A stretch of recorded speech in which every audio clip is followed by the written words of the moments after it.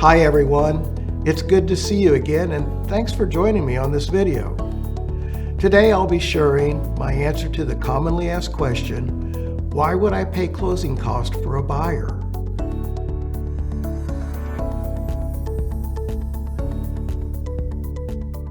The timing is different for every market, but one thing is true. The market will always shift from a buyer's market to a seller's market and back again, no matter where you live. And as the market shifts from a seller's market to a more balanced market here in the Dallas-Fort Worth area, it's important to know what to expect in the way of purchase offers. Just a short time ago, a buyer would have not dreamed of asking a seller to pay closing costs. But that was then, and this is now. If you're selling your home in today's market, you may be presented with an offer that asks for you to include paying for closing costs on behalf of the purchaser. The initial reaction for some sellers is, why would I pay the fees that are a buyer's responsibility?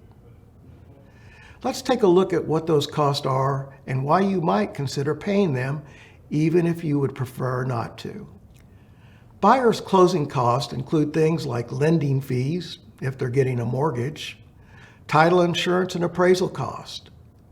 And for buyers using a government loan like FHA or VA, the fees can add up to 3% or more of the sales price of the home.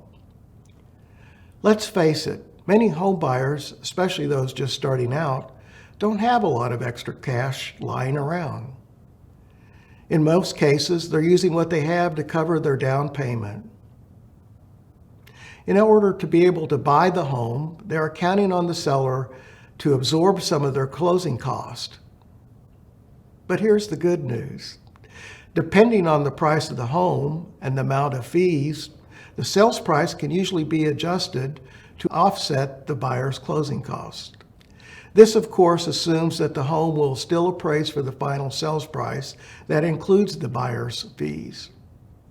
So you may be asking, isn't the buyer essentially financing their closing cost if they do this?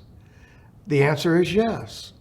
When the sales price is adjusted to account for the closing cost, the seller isn't really paying for them per se. The contract says they are, but the buyer is really just rolling those fees into the mortgage. Much like a car dealership pays for your tag, title, and tax when you buy a car. We all know it's simply rolled into the price of the vehicle. Keep in mind that this strategy isn't always possible, and not all buyers ask for their costs to be covered by the seller. This is where your agent comes in. We explain the cost associated with any offers you receive and help you determine the best possible outcome and negotiation strategy. You may be surprised when an offer that asks you to pay buyer closing costs is actually better than any of the other offers.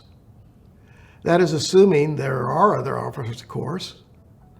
Naturally, if you have more questions about closing costs, the current market, or anything else related to real estate or downsizing, send us a message or give us a call. And if you're watching this video outside of our service area, email or call us for a referral to a downsizing expert in other cities and states. Lastly, be sure to subscribe to our YouTube channel and share our videos with your friends. I'm John Sullivan with the Sullivan & Sullivan Real Estate Team and Senior Downsizing Experts. Thanks for joining me, and I'll see you next time.